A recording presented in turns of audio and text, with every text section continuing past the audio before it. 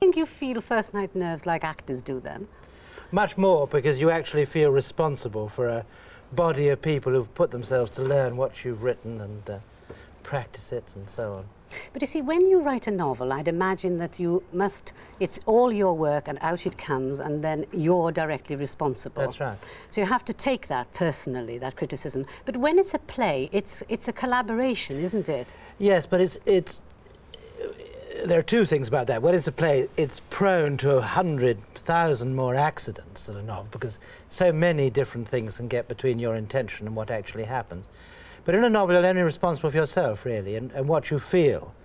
In a play is there's a big organisation, an awful lot of money, all hanging on your words. And if somebody says they're foolish and stupid, then you feel responsible. I was just wondering whether writing a play, in a sense, though, makes you feel less lonely because of the actors and because of the directors. Of course. It's the one participation in a group enterprise, and that's the most wonderful thing about the theatre.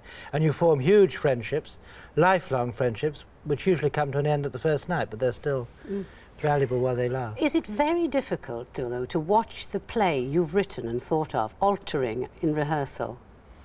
No, because there's a sort of space that you leave when you write a play. There's a space for the performance and a space for the audience.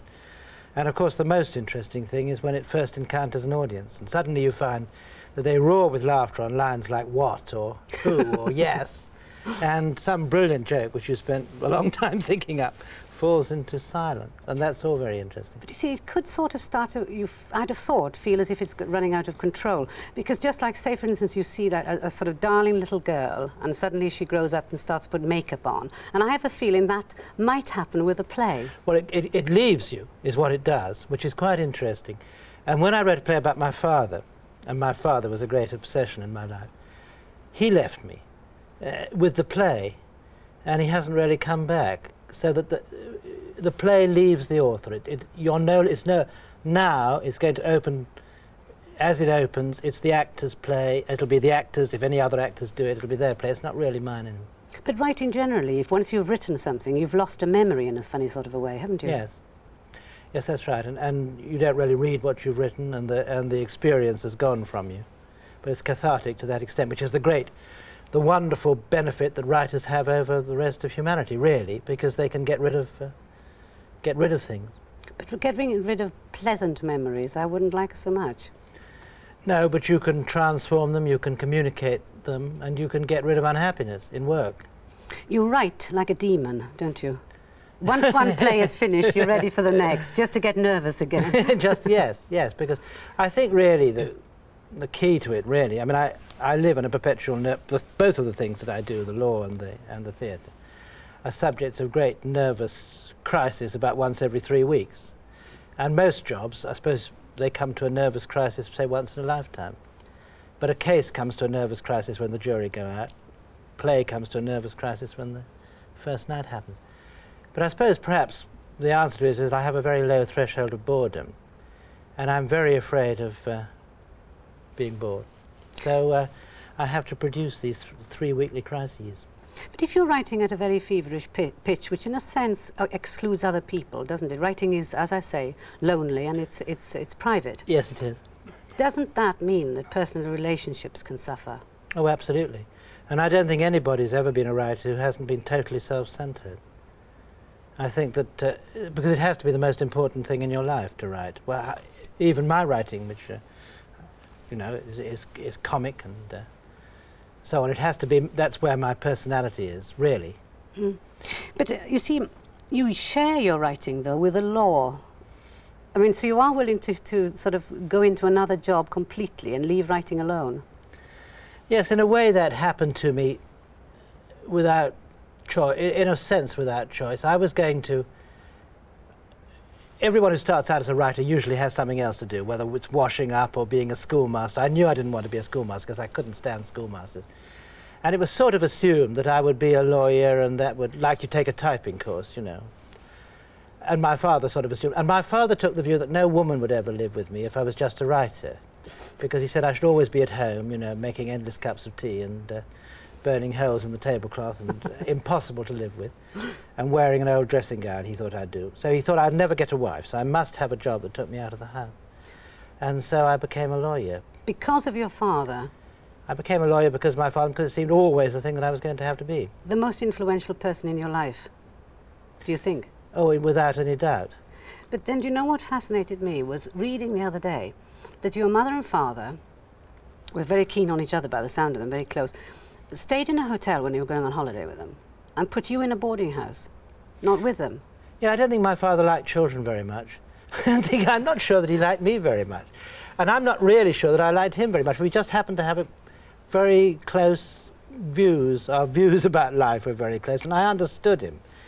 And I understood him putting me in the boarding house. And in a sense, I'd have put him in the boarding house, you know, because he was a hell of a nuisance. I mean, he never stopped shouting and yelling and, throwing eggs on the floor because they were the wrong, too hard or too soft. He behaved abominably, really, in hotels. So perhaps it was rather a relief to be in the boarding house. But didn't it affect you? I'm sorry, I really actually thought it was an awful little example. I'd have felt terrible if it had happened to me. Well, it affected me in that I was always very lonely when I was a child.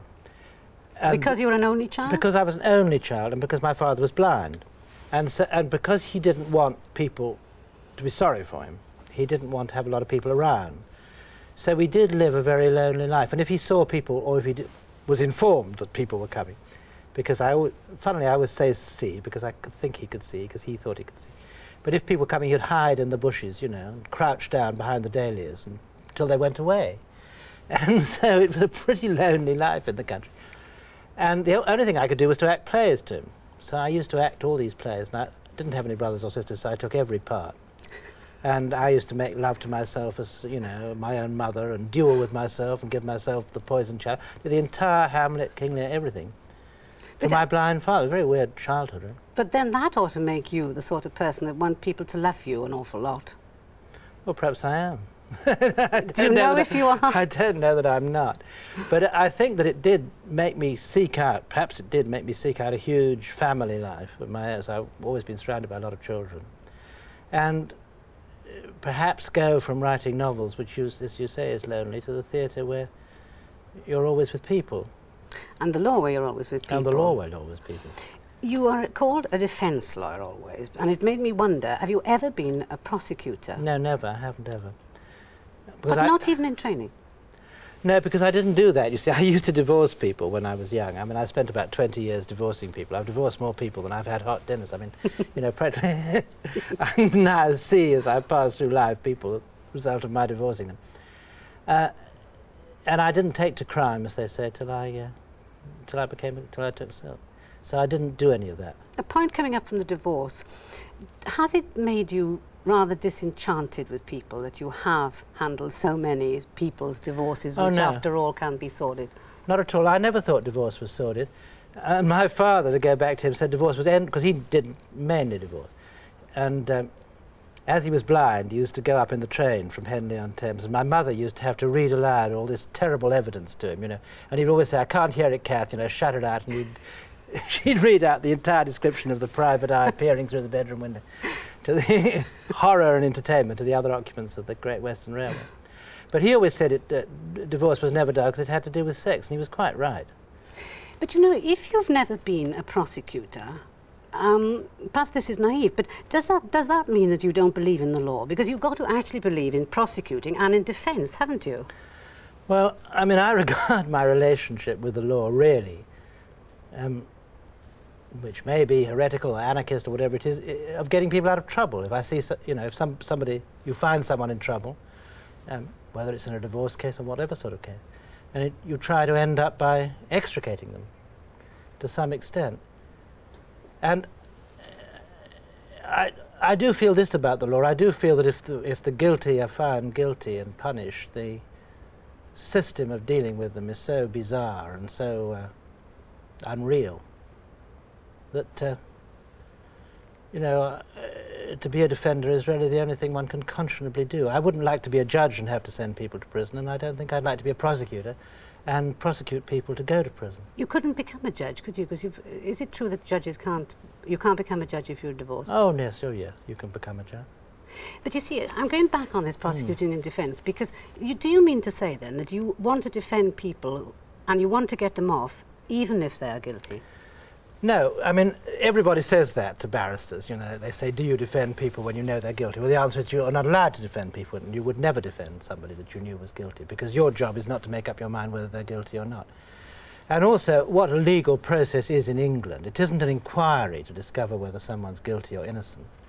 It's a process in which the prosecution have to prove beyond doubt that a person is guilty, so that the defendant's task, the defence lawyer's task, is to see whether the prosecution have carried out that task. And it isn't really for you to decide whether the person you defend is guilty or innocent, unless they tell you they're guilty, and then you've got to stop.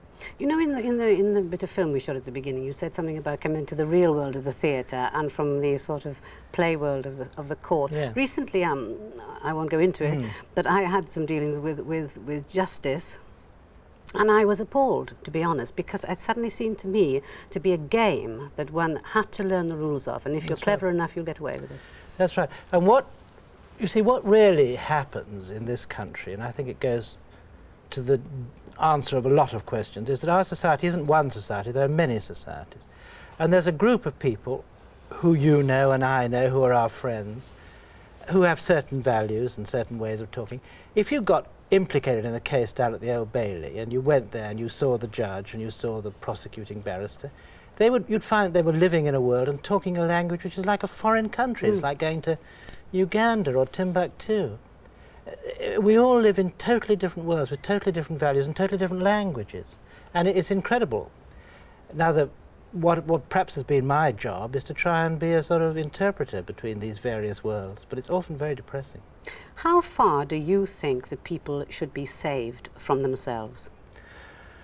I don't think that the business of saving people from themselves is any concern of the states, to start with. I suppose you should try and save people that you know by some sort of exhortation or example from themselves.